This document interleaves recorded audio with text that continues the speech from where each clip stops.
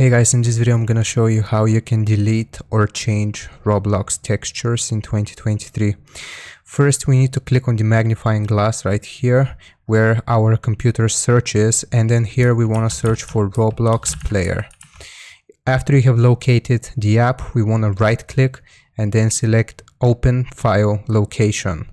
If it shows up like this for you as well, then all we have to do is again repeat the same process. So right click on it, properties, and then we select open file location, and this should take us to the local version of Roblox that we have installed.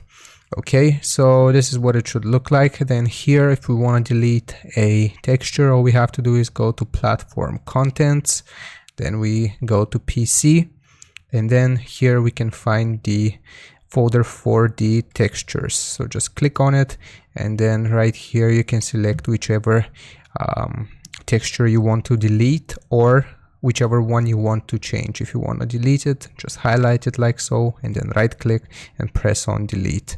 So that is how you do it. I hope this was helpful. Don't forget to like and subscribe, and I'll see you next time.